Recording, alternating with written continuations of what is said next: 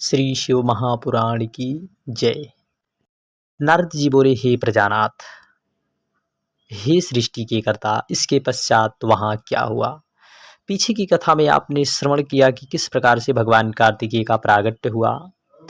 उसी के क्रम में नारद जी अपने पिता ब्रह्मा जी से पूछते हैं कि क्या हुआ इसके बाद। तब ब्रह्मा जी बोले, हे तात, फिर तो उसी समय विधि के दैव संयोग से वहां पर विश्वामित्र जी का आगमन हो गया, जहां पर वह बालक उत्पन्न हुआ था।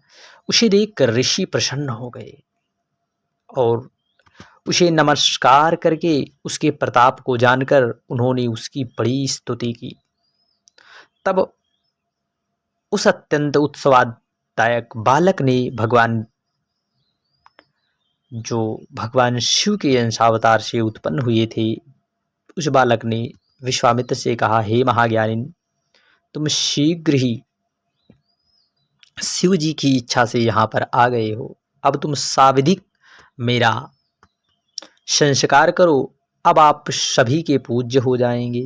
तब विस्मित होकर विश्वामित्र जी ने कहा, हे तात, मैं ब्राह्मण नहीं हूँ, किंतु गादी क्षत्रिय कुल का हूँ, मैं पुत्र हूँ, मैं ब्राह्मणों का सदा सेवक हूँ। लोग मुझे विश्वामित्र कहते हैं, परंतु तुम हो कौन, यहाँ किस प्रकार हो, इसका वृतांत भी हमें सुनाइए। इस पर वह बालक कहने लगा, हे विश्वामित्र जी, अब तुम मेरे वरदान से ब्रह्मऋषि हो गए। निसंदेह अब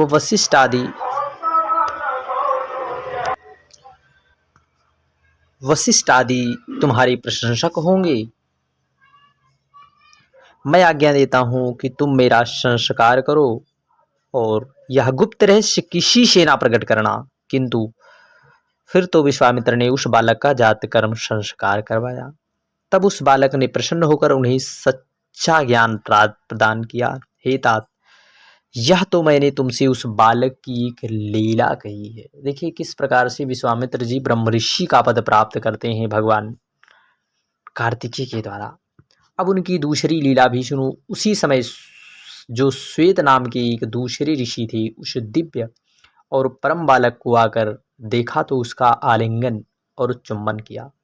उन्होंने उसी शक्ति अस्त्र अर्पण किया। तब उस शक्ति को लेकर वह क्रौच पर्वत पर चढ़ गया और उसके चढ़ते ही शिखर ढहने लगा। यह देखकर उसी 10 वीर राक्षस मारने आए, परंतु कुमार ने सबको अपने प्रहार से नष्ट कर दिया। उनके नष्ट करते ही त्रिलोक कंपायमान हो गया, अर्थात तीनों लोक कंपित हो गया। यह देखकर सबको अपने प्रहार से जब नष्ट किया, त्रिलोक कंपित हो गया। यह देखकर देवता सहित समस्त देवता, शंकर जी आदि, इंद्र ने उसके दक्षिण पार्श्व में वज्र का प्रहार कर दिया, जिससे शाख नामक एक महाबली दूसरा पुरुष उत्पन्न हो गया। इंद्र ने फिर वाम भाग में प्रहार किया, तो जिससे विशाख नामक दूसरा महाबली उत्पन्न हो गया। ये चारों स्कंद भिन्न भिन्न प्रकार से उत्पन्न हुए, जो बड़े ही वीर थे। अब ये चारों महाबली इंद्र को जब मारने दौड़े, इंद्र भयभीत होकर उनकी शरण में आए। तब वह बालक स्वर्ग पहुंच गया। वहां पर एक सरोवर में उसे भारी विवाद हुआ। कुमार ने सरोवर में स्नान करती हुई कृतिका नामक 6 स्त्रियां उसे पकड़ने दौड़ी। उसमें भारी विवाद हुआ। कुमार ने 6 मुख पर एक मुख से सबका स्तनपान किया। तब ये प्रसन्न होकर उसको अपने लोक में ले गई।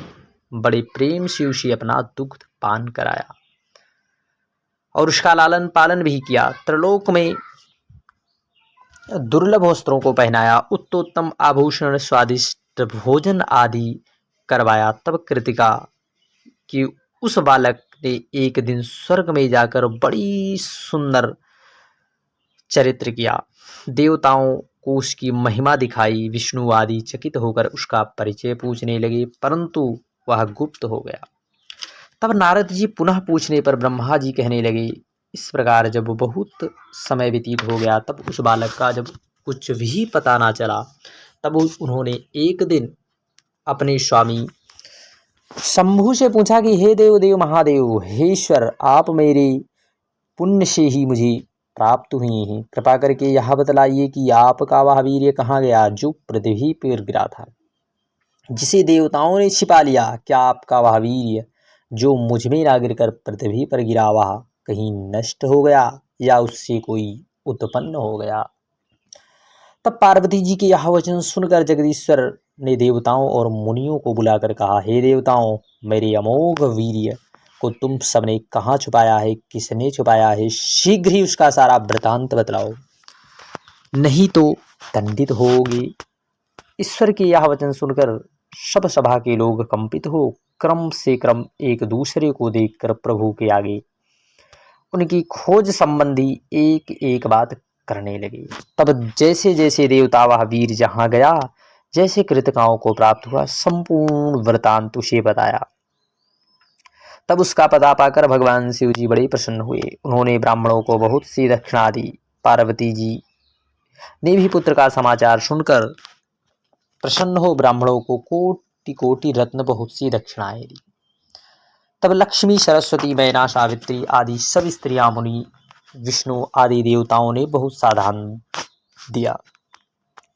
फिर प्रभु ने अपने गण को आज्ञा दी कि कृतिकाओं के यहाँ जाकर मेरे पुत्र को ले आओ।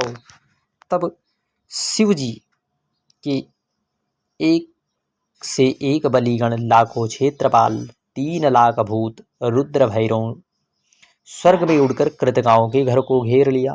तब कृतिकाएं भय से व्याकुल हो गई कि भलाया कहाँ से आपदा आ गई। तब उन्होंने ब्रह्म तेज से प्रकाशमान कार्तिकेय जी कहा, हे वत्स, क्या तुम नहीं देखते कि असंख्य सेनाओं ने तुम्हारे घर को घेर रखा है? अब क्या करोगे और कहाँ जाएंगे? बड़ी भारी भय उपस्थिति उत्पन्न हो गई है। इस पर स्वामी कार्तिकेय ने कहा, हे कल्याणियों, मेरे रहते आप लोग भय को त्याग दीजिए। मैं बालक होकर भी दुर्निवार हूँ।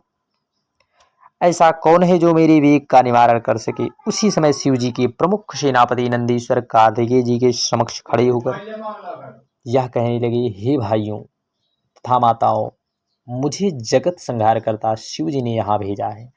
इस समय कैलाश में ब्रह्मा, विष्णु, महेश समस्त देवता विराजमान हैं। वहाँ मंगलगान हो रहा है। हे तात, शिव जी ने मुझे खोजने के लिए भेजा है। अब तुम मेरे साथ पृथ्वी पर चलो। वहाँ देवता सहित भगवान शिव जी आपका अभिषेक करेंगे।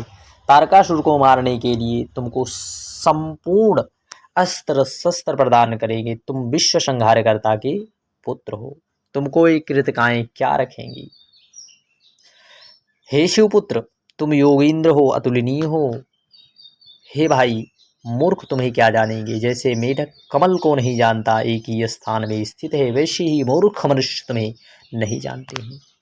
इस प्रकार नंदीश्वर के ऐसा कहने पर तब कार्तिकेय जी ने उन्हीं शंकर जी की आश्रित जानकर उनकी बड़ी प्रशंसा की और कहा, हे भाई, यह कृतिका ज्ञान योगिनी प्राकृति की कला है। मैं इनकी ही दूध से पला हूँ, अतः इनके उपकार को मैं कदापि नहीं भूल सकता। मैं इनका पोष्य पुत्र हूँ। शैलेंद्र कन्या से मेरा प्रादुर्भाव नहीं हुआ है। वह मेरी ऐसी धर्म की माता है जैसी यह कृतिकाएं। यदि शिवजी ने अपना पुत्र मानकर तुम्हें भेजा है तो मैं तुम्हारे साथ चलने के लिए तैयार हूँ। तब देवताओं का समूह के दर्शन करूंगा। यह कहकर कृतिकाओं को बुला उनसे आज्ञा ली कार्तिकेय जी शीघ्र अतिशीघ्र शिव जी के पार्षदों के साथ चल पड़े। बोलिए देव देवेश्वर भगवान शिव की जय।